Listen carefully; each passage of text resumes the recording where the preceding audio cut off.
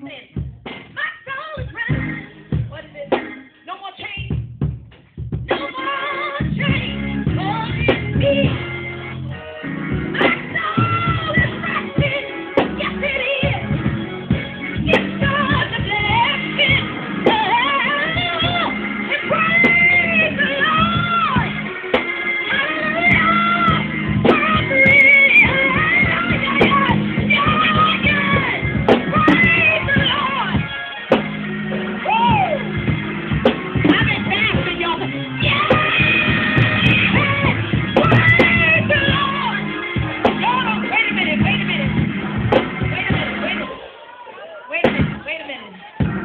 See, y'all don't understand.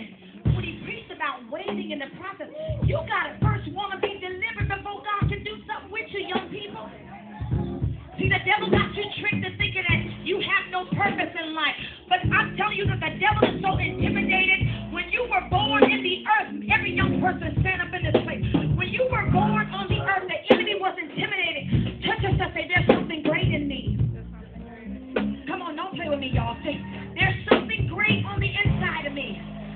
God has called some of y'all to be the next president of the United States is sitting in this building. The next government official is sitting in this building. The next mayor is sitting in this building. The next police officer is sitting in the building. The next millionaire is sitting in the building. The next scientist is sitting in the building.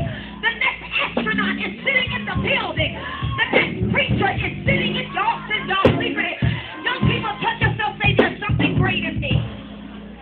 Look at somebody else, look at your other brother or sister. Say there's something great in me. Now you point to them, young people. Point to somebody else and touch them, say there's something great in you. Y'all not doing what I told you. Don't be disobedient. Don't be disobedient. Look at somebody next to you, young person. Find you another young person and say there is something great inside of you. So what Daniel was saying today is, irregardless where you are and what you're going, wait a minute, because I need y'all to hear me. I need y'all to hear me. Irregardless what you're going through, young person, I don't care what it is. I don't care whether you're living in a low poverty income home, that can't stop you. I don't care if you're dealing with abusive people in your life, that can't stop you. I don't care if you're dealing with addictions, young people, that can't stop you. I'm telling you, I don't care if you're dealing with I don't care if you're dealing with molestation, homosexuality, none of these things can stop you.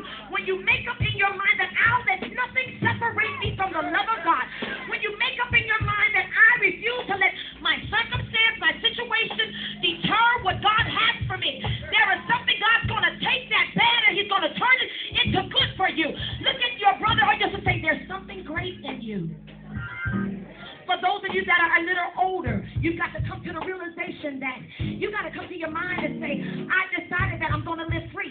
That's why I love you. It's so prophetic. That song is so timely. You got to be, matter of fact, God is here to free some of us in this place. You got to come to grips with reality that this is what I've been dealing with. I know I've been dealing with it. I know I ain't no good. I know I've been sleeping around. I know I've been backbited. I know I've been talk. Come on, y'all. You got to get real with yourself because honesty is the first key to deliverance. The first step to getting your deliverance in this house today is honesty. Not with the preacher, not being honest with the preacher, not being honest with your mother or your father, but being honest with yourself. Saying, it's me standing in the, and we all been there. I've been there before. I said, God, you know what, I might as well just stop trying to run away. See, you're running away from yourself. You ain't running away from us, you're running away from yourself because at the end of the day, you got to face yourself in the mirror and still look at that same mess you've been dealing. How many are ready in here to be free?